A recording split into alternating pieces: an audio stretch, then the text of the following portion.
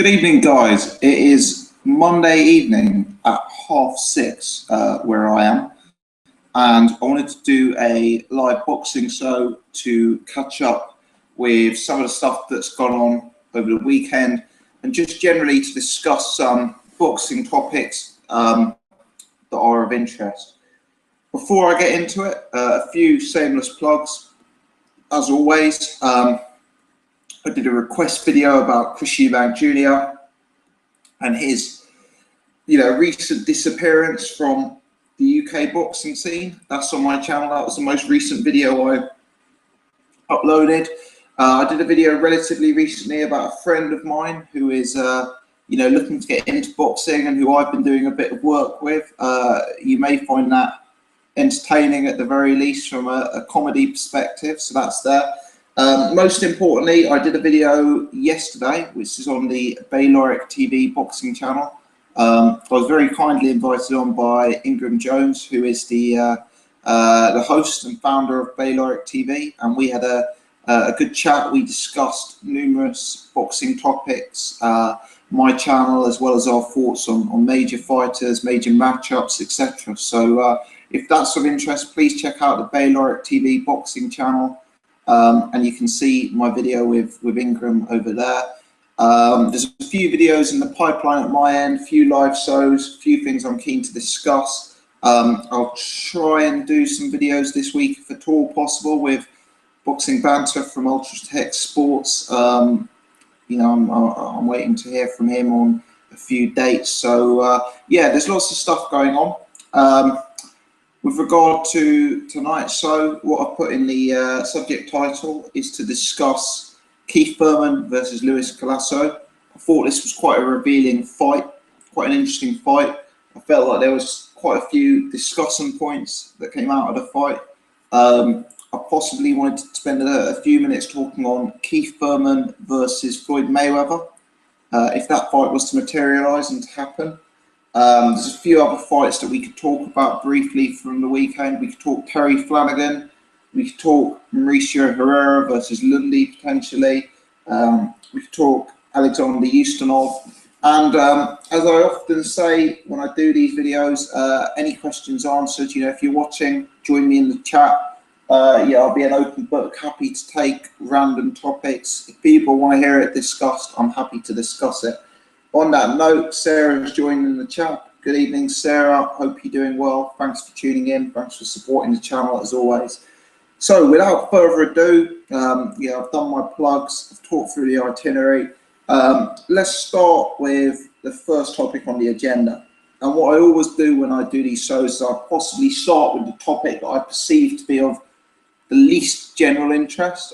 It may sound bizarre, but what I typically do is, I find that as the show goes on, I get more and more people joining live, more and more people joining in the chat. So I'd rather discuss, Keith Thurman Mayweather at the end, because we'll probably be having some good back and forth by that time. Where at this point, a few minutes deep, not very many people watching live, not much chat, and it's just me ranting at the screen. So I'll start off by discussing Alexander Ustinov, who fought this weekend and defeated Travis Walker by second round knockout. Now, Ustinov is a potentially relevant fighter in the heavyweight division. I'll tell you why. For a start, he's promoted now by this Vlad Hurinov, who's the guy who was going to put down the £18 million or €80 million mega bid for the fight between Tyson Fury and Vladimir Klitschko. Now, those guys, you're doing work with Frank Warren. I understand there's some sort of co-promotional deal between Frank Warren and Hurinov. And as a result, we're going to be seeing more and more of Ustinov fighting guys on Frank Warren's shows. Now, the reason Ustinov is, Ustinov's a guy at a certain level. He went 10 rounds with Kubrat Pulev. He beat an aging David Tua. I think he's only got one loss in his record. He's a massive guy. He weighed in at something like 20 stone and a few pounds spare. He's 6'8", 6'9", something like that. The thing I like about Ustinov is he's a relatively good test for an up-and-coming heavyweight. I see him as slow. I see him as plodding. I don't see him as very dynamic. I don't see him as a great technician. But the thing about Ustinov is the size he brings to the ring, and the fact that he appears to have at least a decent chin. I mean, when Pulev stopped him, it was very much, quitting and rather than getting sparked out cold. So he's an interesting test for young fighters on the way up. The Anthony Joshuas of this world, the Huey Furies of this world. Realistically, the heavyweight division is dominated by giants. I mean, the top 3 heavyweights in the world right now are probably Klitschko, Fury, and Wilder, who are all 6'6" and above. So to have experience against a man of Ustinov's height is a very, very good thing for a heavyweight on the way up to the top. And that's why I think Ustinov retains some relevancy.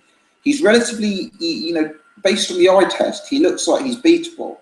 He does things wrongly. He makes some mistakes. But yeah, I think we could see him in a big fight as an opponent one day. Obviously, it almost happened last year with Tyson Fury. Wouldn't surprise me if it happens again in future with one of the up-and-coming British fighters, especially now he's got this promotional deal with Hurinov and Frank Warren. I was searching some of Ustinov's old fights, and I stumbled across some of the stuff he used to do in the past when he did kickboxing and mixed martial arts.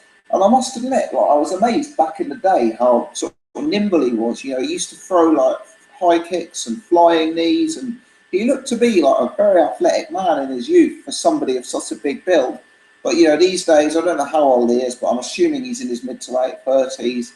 He's obviously very, very heavy. He doesn't seem to have the movement anymore, and he's quite plodding. He strikes me that you could out jab him with a bit of technique and a bit of boxing skill. So that's my thoughts on Ustinov. Travis Walker was the opponent. He got out there in the second round, dropped several times. Travis Walker's at the stage of his career now where he's very much struggling even against the Ustinov level in competition, and you could see him turning into a Danny Williams type fighter the way he's performing in the ring right now. I'm just looking into the chat. Sarah is commenting. Keith, she's got a new nickname for Keith Thurman. Keith, one time I actually knocked someone out, Thurman. I've also seen a lot of people on boxing forums, Sarah, calling him Keith Run Time Forum, Thurman, as in RUN Time Thurman. Sarah says, I think Brooke would beat Keith Thurman. It's interesting. I discussed this yesterday with Ingram from Baylor TV. And I guess, seeing as the conversation's brought us onto this, we'll get started with Keith Thurman Collazo. And I thought Ingram made some excellent points about Thurman. We both agreed that he's very defensively open, but Ingram made points that his punches were coming from extremely wide angles. What this meant is somebody who, goes down the centre a bit more and, doesn't waste time with the sort of wider punches. Someone who's more direct could potentially find gaps and exploit his defence and hit him and hurt him. Also Keith Thurman, he moves around the ring, he comes in and gets out, but sometimes he, gets stuck in there for too long. Sometimes he doesn't watch his defence on the way out, and essentially he left himself open against Vs Collazo. Now, I did I watched Boxing Banter on Ultratech Sports channel. I watched his video on the fight, and I thought it was a very good video. I'd check out the video and certainly check out his channel. I wasn't 100% sure I completely agreed with him there. I mean, the fact he was saying that it's boxing, these things happen. Collazo can hurt someone to the body, etc. And these are all valid points. But realistically, if a fighter like Keith Thurman is on his way to the top, like he's supposed to be, you don't really want to see him going life or death with Vs Collazo. And when I say life or death, in my opinion, that's not an exaggeration. If that had happened 30 seconds earlier in the 5th round, Thurman could have been stopped. He looked in big trouble to me. I think, and I made this point in my comment with Bayloric, but I think that he's tight at the weight. Keith Thurman's got a very big frame for 147 pounds. And I watched some of his pre-fight interviews actually, and for me, he looked very, very drained, very slim, very drained to get down to 147 pounds. And I wonder if that's having a negative impact on his punch resistance, because that's an issue. Because Keith Thurman's defence isn't super tight, so if you're suffering at the weight and you've got a relatively loose defence, it's not a good combination. Now, Collazo, he's not a terrible puncher. I mean, I still remember when he knocked out, was it Victor Ortiz? But he's not a big puncher. Now, the thing about Brook Thurman is, for me, and this is something that I'm, possibly, this is something that I definitely agree with Boxing Banter on, is for me, Brook is not a body puncher. Brook doesn't have a sort of broad punch variety. Brook is relatively predictable in terms of his assault. He's 1-2s. For me, I class Brook as a headhunter. I know we've seen him punch to the body before, but recently I view him as an outside headhunter. I don't necessarily view him as a skilled inside fighter. I don't think he punches to the body anywhere near enough, and I don't think he'll hurt Keith Thurman in that way. What I would say, though, is I've seen Keith Thurman hurt in fights before. I've seen him dropped in fights before. And against a guy like Kell Brook, whose punching power, we must assume, is much, much more than the likes of, a Lewis Collazo or a Leonard Bundu, for example. I mean, perhaps Brook could find the gaps, as I say, with Thurman being such a wide puncher and with Brook being such an accurate guy who typically fires off 1-2 straight punches. I think I make Brook a favourite in that fight. I know Thurman's got good power, but as he stepped up in class, the knockouts have stopped. Bundu, Guerrero, Collazo, these are fringe world level guys, top 20 guys, and he stepped up to that class. Suddenly the knockouts have stopped. Suddenly it's no longer KOs for life. And with Kell Brook being so strong at the weight, with the punch distance he's already sown against Sean Porter, I don't think Thurman is necessarily going to have problems. I don't think Thurman's going to be able to get Brook out of there. But I think Brook's straighter, more accurate punching could find the gaps in Thurman's game. And I think with Thurman being tight at the weight and with his defensive frailties, I'd be picking Brook in that fight. The Amir Khan fight is a fascinating fight because obviously we know Thurman's at least a good puncher, and obviously there's the Khan-Chin dynamic. But at the same time, I mean, Khan is the master of sort of the outside long 1-2. And, I see Thurman sort of coming inside, but I don't see him staying inside and wearing down Khan like Lamont Peterson did, or to a lesser extent like Chris Algieri did. And I think, obviously, there's a chance that Thurman could knock Khan out because he's a big puncher, but I see Khan's straight, snappy, fast outside work, for me, probably giving him a slight edge over Thurman. Sarah was saying, I think the PBC commentators were underplaying Collazo's success. Close fight and how they were calling it, in my opinion. I did have Thurman ahead, however. Yeah, I mean, for me, I think Thurman was definitely winning the fight. I don't give Collazo more than maybe 2 rounds. The thing with Collazo, though, is it's strange. I know he gave Khan problems in his own way. I think Khan's win, even though it was on points, not by stoppage, was actually more of a convincing win than Thurman's win. I mean, the way Thurman was hurt there. Yeah, people say Amir Khan's got a bad chin, but Amir Khan's fought a real level of opposition. Marcus Maidana, Danny Garcia, Lamont Peterson. The list goes on. Amir Khan's got a good resume. So the guys Amir Khan has fought, and to an extent, Bradis Prescott aside, the guys Amir Khan have lost to are actually better than anyone Keith Thurman's fought. So everyone's saying Khan's got a bad chin. But actually, who's to say that if he stepped up to that level, Thurman wouldn't have a bad chin? It's difficult. And for me, Keith Thurman, he's got a lot of skills. He's very exciting to watch. He's a very pleasing fighter to the eye. He's fast, he moves, he carries power, he can box a little bit. But I wonder, with the water being so deep at welterweight, will his defensive frailties be too much for him? And this is often the way with these power punchers, the Golovkins, the Anthony Joshuas, the Deontay Wilders of this world. Yes, big power punchers, but they mustn't forget the defence. And I think that's key.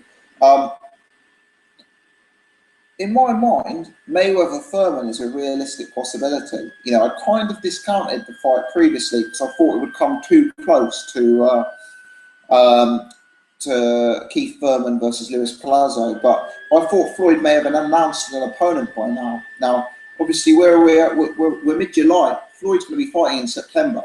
So what are we? We're 8, 9, 10 weeks away from the fight. Yeah, if Floyd wanted to jump on it now, there probably is enough time for Keith Thurman versus Floyd Mayweather. They could probably still make that fight. And I think right now is the time to face Keith Thurman if you're Floyd Mayweather. I think it's a really, really good time to strike when the iron is hot. And Thurman wants to fight. Yeah, he's been going around saying TBE, to be extinct. So I think it's a fight that would be easy enough to make. I mean, the thing with Floyd is, if you've got defensive frailties against Floyd, he's going to pick you apart, you know. And I think with the way Thurman struggled to knock out opponents in recent fights, and you know, with the fact that his power hasn't looked as almighty, if you're not knocking out, you know, Leonard Bundu, someone of that level, how would you realistically suggest that you're going to knock out a Floyd Mayweather, who's the elite defensive fighter of our time, I guess you could say? For me, that's a fight that I would have probably been more interested in seeing 2-3 fights go from Thurman, because for me, a lot of the sort of upside of Keith Thurman has disappeared. You know, we saw him as this improving guy on his way to the top, but now he's hit top 20 level. I think he's been pretty consistently average. You know, he hasn't shown improvements. We discussed this with Baylor yesterday, but I haven't seen different levels to his game. I haven't seen him really step up a notch as he moves up in class. And I think a guy like Floyd Mayweather is just too experienced, too savvy. Yeah, Thurman, as I say, his punches are wide, they're telegraphed. He can be picked apart down the centre. He's got defensive frailties. It wouldn't surprise me if Floyd picks Keith, because if we're honest, who else is out there? I mean, I don't really see Conor Mayweather happening. I don't see Brooke Mayweather happening. You know, Danny Garcia's got a fight booked against Paulie Malignaggi. The Pacquiao rematch doesn't seem to be a solid option. You know, there's too many political games for Timothy Bradley. I mean, in my eyes, Keith Thurman has to be at the front of the queue, especially now Cotto Canelo, you know, seemingly has been confirmed. I appreciate that it's not been officially announced, but we understand it's, you know, 90% of the way there. Yeah, those guys, Cotto and Canelo, are both big names, big money options. You know, it looks like they're going to be, you know, put together, which eliminates 2 of the major players. There's been a bit of talk about Floyd versus Golovkin, but I don't see that. I see the weights as just too far apart. So I think the Keith Thurman fight is very realistic. Perhaps in my mind, it's actually a slight favourite now. Not favourite as in my favourite fight. Favourite as in a betting favourite. I think this one's the most likely. I think the Thurman fight is slightly more likely than the Amir Khan fight. It's interesting, both of those guys, Khan and Thurman, who in my mind are certainly 1 or 2 favourites to get the Floyd Mayweather fight. Both of those guys have put in flawed performances last time out. So it's an interesting question. Does a fighter coming off a flawed performance, does he rule himself out of the Mayweather fight? Does that make Floyd less inclined to pick him? Or does it work the other way? Does Floyd think, oh, I've seen this gap in Keith Thurman's game, I've seen this gap in Amir Khan's game, they look imminently beatable all of a sudden, let me get in the ring with them. So it's an interesting one. It is an interesting one. You know, I know Floyd was talking about Errol Spence fighting Keith Thurman, but maybe he'll want to review that after he's seen the Thurman Collazo fight. Maybe he'll think that he can, you know, get the job done. Because I know Floyd Mayweather is no massive puncher, but if Collazo is almost knocking Thurman out to the body, you know, there's nothing in my mind that says Floyd can't hit as hard as Vs Collazo. So yeah, that's a fight that I see as more and more realistic, and it's an interesting one. If you're watching in the chat, do let me know your thoughts on Thurman Mayweather. Is that a fight that's going to happen? If it does happen, how do you think it goes? Also, give me your thoughts on Alexander Ustinov. What I'd also say is I'm happy to, you know, it's not as extended a show tonight as I've done previously. So happy to take questions people may have, happy to discuss any fights, any potential fighters. You know, I'm happy to run with this for a little bit longer than initially planned. So yeah, do comment, do throw out input into the chat if you're interested. J-Man has joined. He says evening J-Man, thanks for your support. So I guess we've discussed Ustinov, we discussed Thurman Collazo. Perhaps the next one to consider is Terry Flanagan.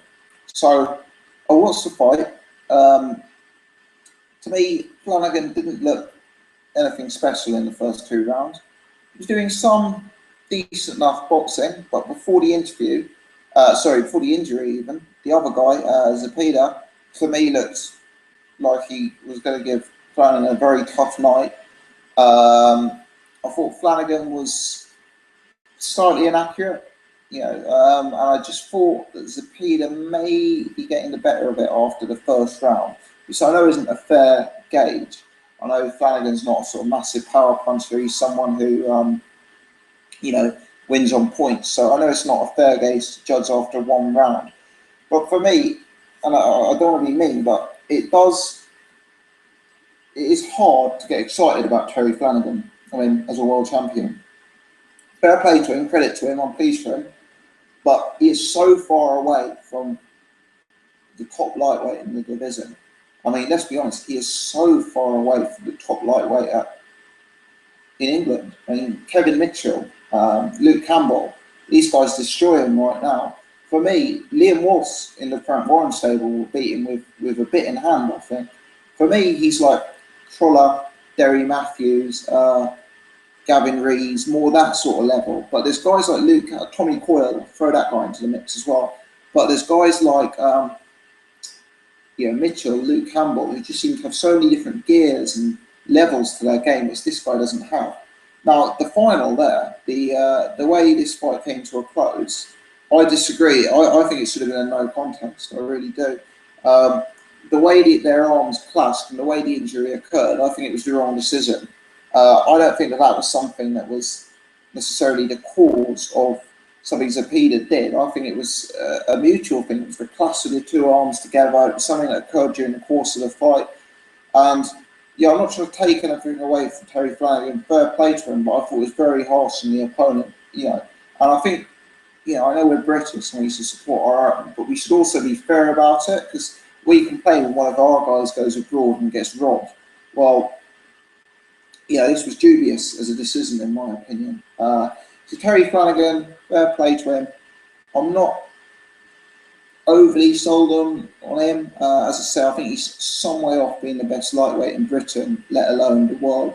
I think Frank Warren is very smart. He's very, very savvy, calculated character. And I think what he'll try and do, rather than take this guy on a world tour trying to be the best lightweight, he realises he'll probably get beaten. So what he's trying to do is keep the belt within his stable, maybe look and set up fights between Liam Walsh, maybe look to set up a fight with Derry Matthews, try and make sure the belt is secure within his stable, try and get 2 or 3 decent-sized events, all British world titles, get them on Box Nation. I imagine that's the route that he'll go down, rather than trying to get Flanagan in with, the top lightweights out there. Just my thoughts. Sarah, boxing gossip. Who can you see Brook fighting if the Rios fight doesn't happen? That is a really, really good question, Sarah, and a very difficult one to answer. I'm afraid it's going to be a lesser name. I really am afraid that it's going to be someone who maybe isn't even the first name on our list.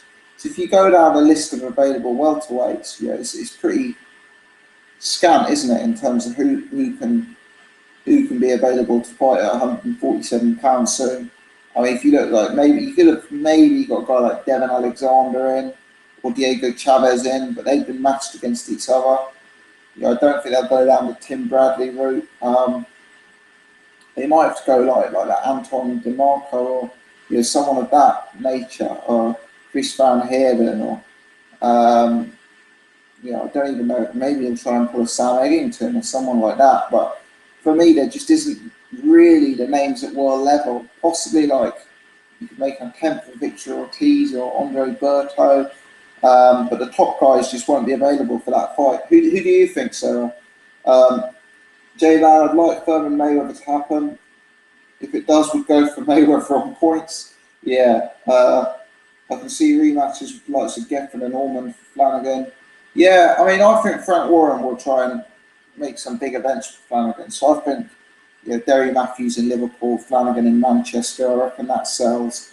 That's possibly a bigger fight than Liam Watts versus Flanagan, but I do think Liam Watts out of those three is the one with real potential. I think he's a really underrated fighter.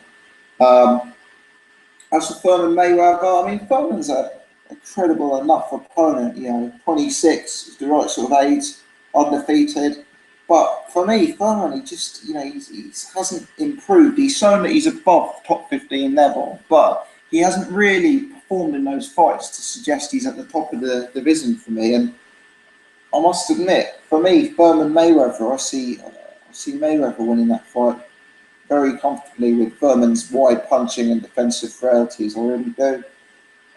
J-Man, is Liam Watts fighting at lightweight now? I know he boxed on Saturday, but is this permanent? I rate Watts at super feather, but he has moved along a bit too slow. Agree with you, I think Watts wins.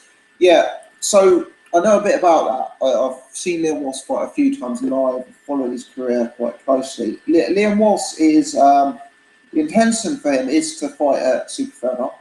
He will only, he'll only cut to that weight for big fights though. He's very big at the weight, as we know, and if he's just in a sort of stay busy fight or a tune-up fight, he'll probably come in at lightweight rather than super feather due to the sort of effort of cutting weight. Now, you think how different things could have been for Liam Watts, because obviously before the car crash incident, he was scheduled to fight Ricky Burns, and based on the way Watts has been looking compared to the way Ricky Burns has been looking, you'd have to give Liam Watts a serious chance of winning that fight. And if Liam Watts had won that fight, who knows where his career had been now. He's had a few setbacks, he's had injuries, obviously with the car crash, and he hasn't truly decided whether he's super feather or lightweight. But, it's a big scene in the British lightweight division right now. And Liam Watts, for me, could handily beat the likes of Tommy Coyle, Anthony Crolla, Derry Matthews. Those sort of guys, I think he's really a level above. And it's only the sort of, Luke Campbell's, Kevin Mitchell's of this world where I think he'd find trouble. Sarah says he'd love to see Brook versus Bradley. I can't see it. I can't see it either, really. Tim Bradley's one of these guys. He'd be expensive to bring over. He's had some really big money from the Marquez fights and the Pacquiao fights, so he wouldn't be cheap. Tim Bradley is such an underrated fighter. He's one of these guys, like, if Brook won that fight, he wouldn't get respect from it, except from the boxing hardcore. The average man in the street doesn't know who Tim Bradley is. But to be honest, I'd probably be inclined to make Bradley a favourite for that fight. Bradley is such a skilled operator. Sarah says it's hard to say who Brook could fight next if he's looking to fight the real elite. Well, Sarah, it's pretty simple in my mind. If he's looking to fight the real elite, he can't fight one of those guys next. I mean, there's no chance of him getting Pacquiao and Marquez, Mayweather at this kind of notice. It's not going to happen, especially to come over and fight in the UK. Even the next level down, the Thurmans, the Porters, the Khans, I don't see that happening. So, it's going to have to be one of those guys, top 20 guys, the Van Herdens, I know Devin Alexander's busy, but the Devin Alexanders, the Lewis Collazos, the Leonard Bundus of this world, the Frankie Gavins of this world, as we saw before. J-Man, I think Burns was a different fighter at super feather. Was probably should move up in terms of domestic fights. As only Stephen Smith has left him at super feather, and that fight won't happen.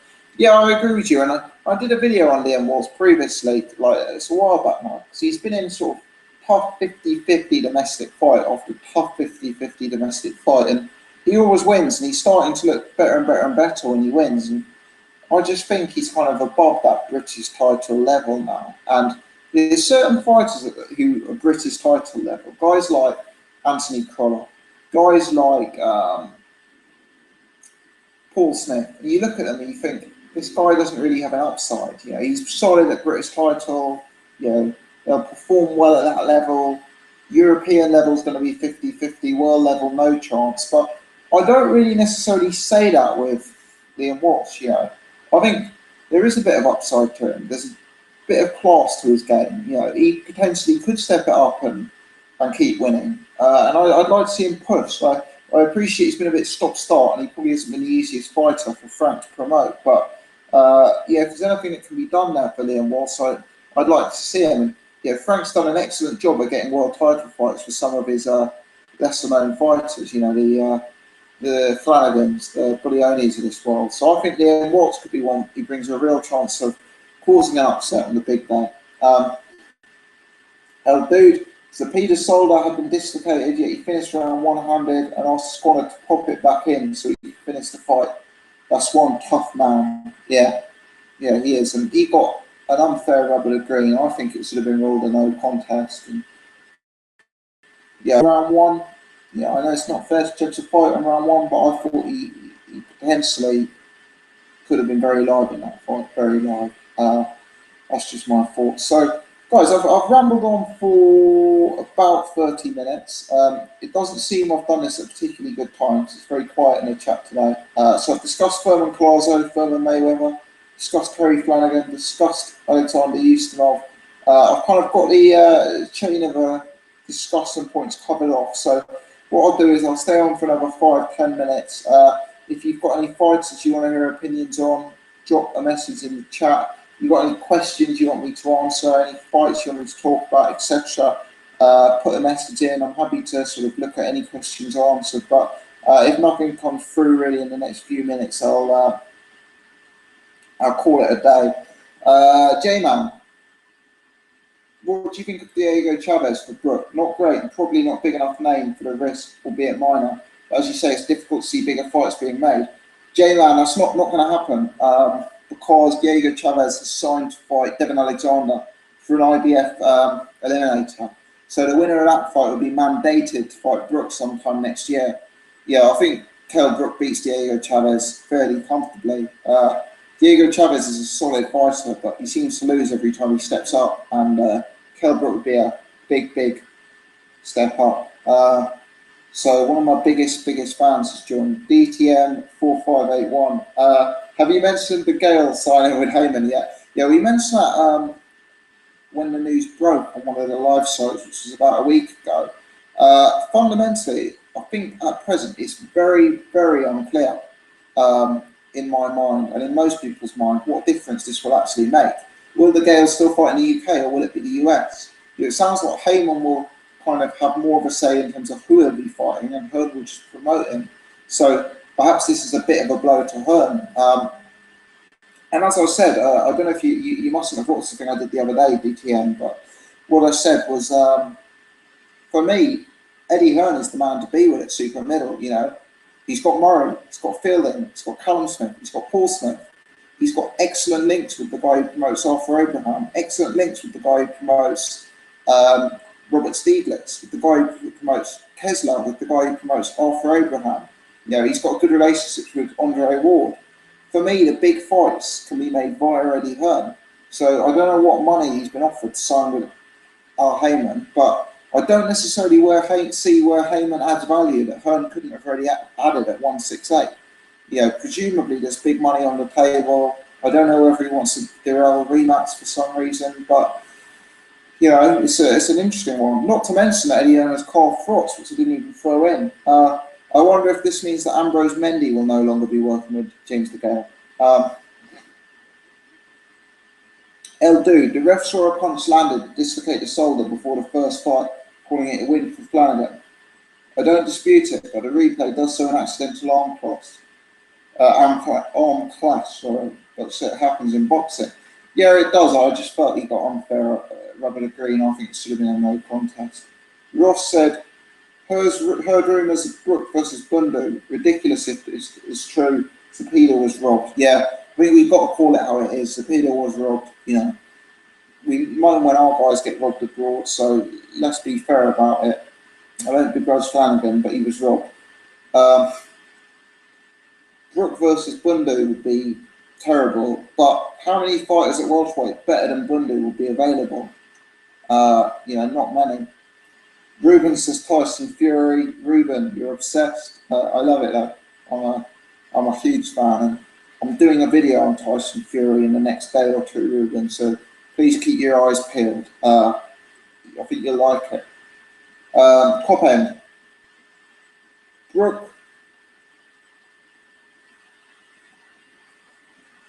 Oh, Brooke Bundu. Oh, he's saying Brooke versus Bundu is better than the Rios fight. I'm not sure I agree with you there. I think I see what I can kind of get why you'd say that, but for me, and I know both guys are very durable, both guys have an excellent chin. For me, Rios is more interesting stylistically.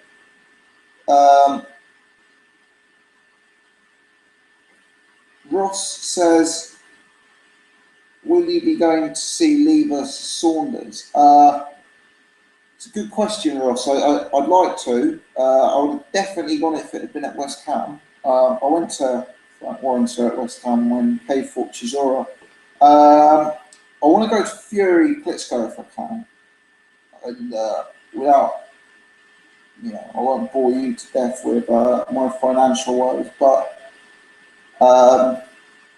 it's going to be hard for me to afford to go to Lee Saunders and Fury Klitschko, given the fact that they're both international matchups. El Dude says Brook versus Khan. Yeah, that's an impossible 50-50. But at the minute, based on Khan's last performance against Algeria, based on the Khan chin, slightly side with Kell Brook. I think Kell Brook is looking really good, hitting really hard. And Khan didn't look great last time out. J-Man says, thanks for clearing up. I think he means with regard to Chavez versus Alexander. Ross says tickets for Lee versus Saunders are €30. Yeah, I know, but the amount of money I'd spend on flights and Guinness wouldn't be €30. So that's the difficulty. El Dude says Brook versus Rios is a good fight for Brook and big in dollars. Juan Manuel Marquez versus Brook is also a good matchup. Rod Salka versus Brook. Oh, that's a joke. Brook versus Rios is a very easy win for Kell Brook. Stylistically, it plays completely into Brook's hands. I think Rios is an expensive man to bring in, but if you're mixing with the top welterweights, you've got to expect that. Ruben says he's excited. Hopefully, he's referring to my video on Tyson Fury. Yeah, if you check that out, do leave a comment on it, Ruben. Copend, rumours that Heyman has signed another Hearn fighter. Who do you think the most likely suspect is? Some whispers say Selby, if not Selby. Okay, I think it's two separate questions. So first, Copend says rumours that Heyman has signed another Hearn fighter.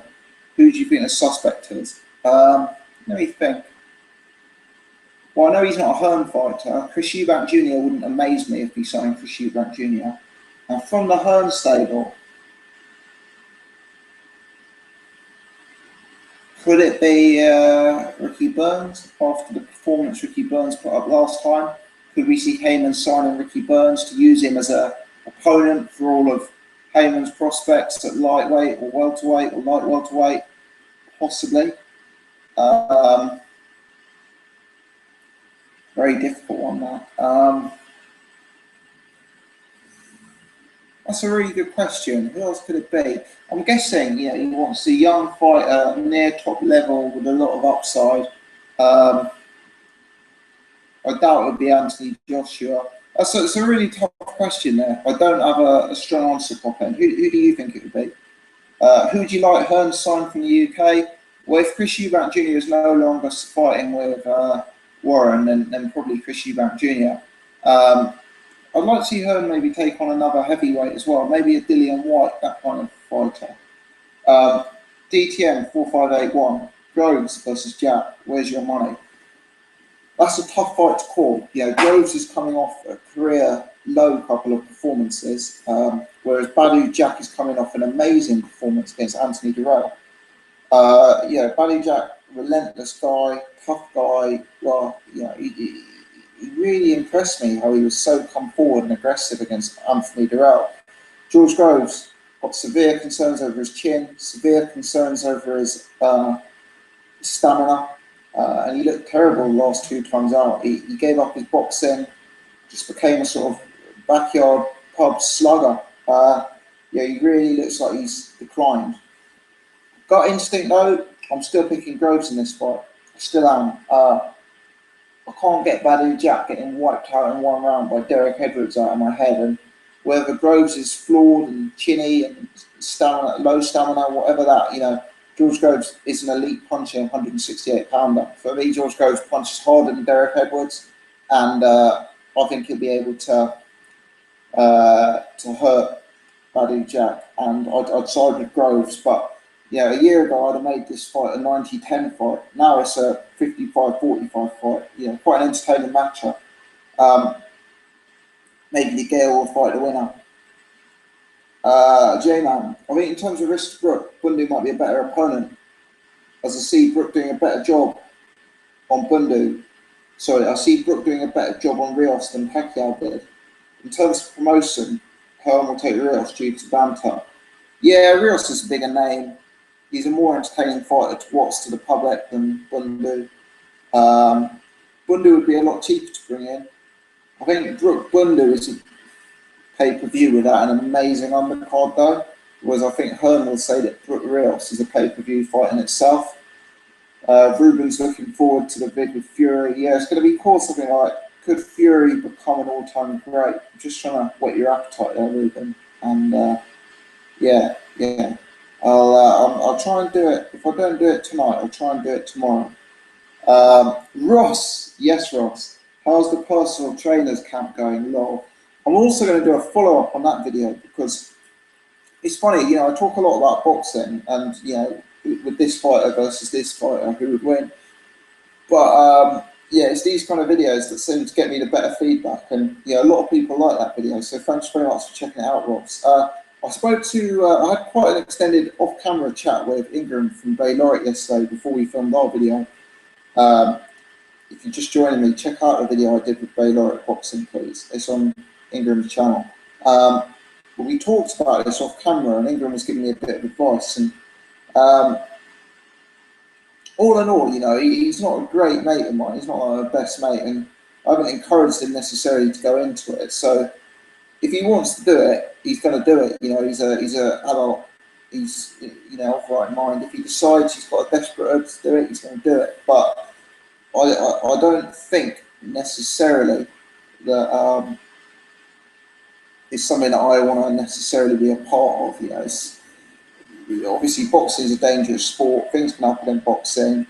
You know, and when it goes wrong, it can go really, really wrong. So, funnily enough, I'm actually going to do a bit of training with the personal trainer tomorrow. Yeah, I'm not going to corner for him. I'm not going to train him. I'm not going to be involved in the fight. But yeah, if he wants to do a little bit of gym work with me, I'll do a bit of gym work. So yeah, I'll let you know how that gets on. Hopefully, he doesn't get his revenge on me tomorrow. But yeah, that's thanks very much for watching that one. El Dude, Ustinov versus Andy Ruiz would be kick-ass. Yeah, Andy Ruiz looked too bad to be believed against Suro Lajkovic. You know, Ustinov is a better yardstick than Lajkovic these days. So I think Ustinov would win that fight right now. Boxing isn't a beauty contest, and that's a good thing because both Ustinov and Andy Ruiz are equally unattractive. But Ustinov, for me, is a more disciplined, more dedicated boxer. And yeah, whilst Ruiz is younger, whilst Ruiz has got good hand speed, that weight is going to be an issue when he steps up. And he stepped up to Lajkovic, who's maybe top 100, and he went life or death. So Ustinov is a bit much for him at the time being, I think. Ruben thinks Tyson Fury has the potential to be an all-time great. I agree. Yeah, we'll cover this in more detail tomorrow. Jack has joined. He's joined late. I should have reminded him. Sorry, Jack. I saw that you favorited tweet I put out to advertise this, so I thought you were on board. Have you covered Hughie Fury versus George Arias? Looks like it. I saw that on Twitter. Ah, okay. So Jack has said, have you seen Hughie Fury versus George Arias? It appears that there are two George Ariases. And this is like an experienced journeyman called George Arias. Now, I did come across this. I think he's a Brazilian guy, am I right? I think what happened is I was looking for the new George Arias on Boxer, and I stumbled across the old one. So it's bizarrely a heavyweight of the same name who's got a journeyman style record. I didn't think Hughie Fury would fight George Arias just because I don't think George Arias would fight him with Hughie Fury. You know, he's only 4 fights deep. If that did happen, strong prediction.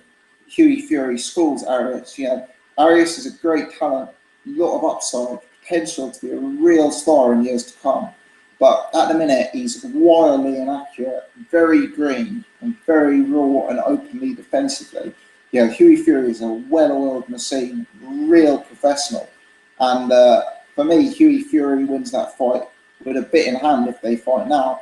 Now, the old George Arias, the journeyman type character, I haven't seen much. I haven't seen any of, so I need to check him out. I would suggest that's probably a step back from Andre Rudenko, who Hughie fought last time out, and is a slightly poor fight compared to the fight we were expecting in Manuel Char. Having said that, I appreciate these opponents are expensive, and I appreciate Hughie isn't an easy guy to match. You know, he's not the kind of guy who's necessarily going to go in there and devastate you with a knockout, but he can embarrass you and school you and whitewash you pretty easily. So Ruben says Hughie Fury is also an all-time great. Maybe he could be. I mean, to be honest, Hughie's potential for his age is huge.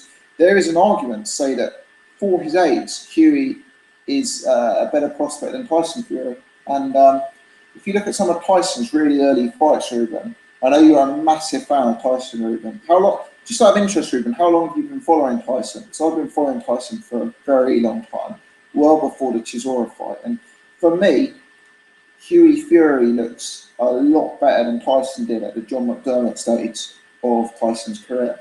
I think right now Tyson Fury is showing levels well and above anything Hughie's shown, but we forget how young Hughie is. And for a man of Hughie's size, it takes you a lot longer to go into your body. So, you know, potentially Hughie could be a very serious fighter in the years to come. J-Man, I'm pretty sure that the Arias Fury is fighting lost to Audley Harrison a few years back, therefore Fury will completely dominate him. Yeah, I didn't check out his record, but as I say, I stumbled across him when I was looking for the young George Arias, and I remember thinking the record was a journeyman. Ruben's been watching Fury for 3 years, Tyson Fury, but he's seen all his fights. Fair enough. Yeah, good. Yeah, really good fighter. He's seen all the videos of him on YouTube. I know. Yeah, Fury. He does a daily search on Fury-related content. Ruben, you're truly dedicated. You're going to get a Fury tattoo next. DTM, do you have a considered opinion on Liam Smith? Interesting one. I discussed this a little bit yesterday with Baylor, just on Joe Gallagher fighters in general. Yeah, Liam Smith is like one of these guys, and you watch him, and he does very well. For me, it's kind of hard to necessarily see him performing above sort of British, European type level. The water's very deep at like middleweight, you know. If you look at the Aristotle Laura's, the Demetrius Andrades, the Canelo Alvarez, he's shown me nothing to suggest that he's going to be able to make that move from, you know, European level to world level seamlessly.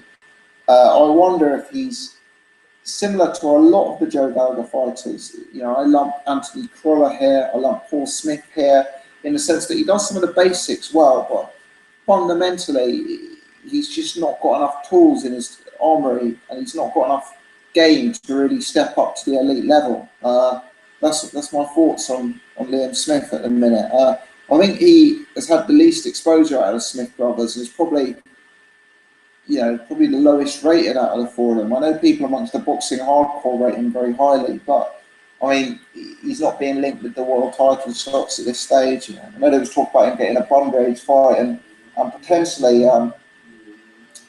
that could be a fight that happens.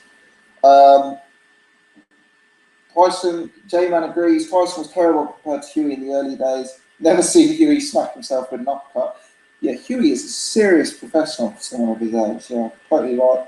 Ruben's going to get a Fury tattoo if he beats Vlad. Ruben, what are you going to do if Fury loses to Vlad, though? Like, I worry for you. You know, this is the thing. Like, you're such a Tyson Fury fan. This is a good thing, but I hope you stick with boxing and, you know, if Fury gets done. I hope he doesn't, but yeah, very interesting. Anyway, I've rambled on now for 50 minutes even. It's gone on for longer than anticipated. I'm going to call it a day.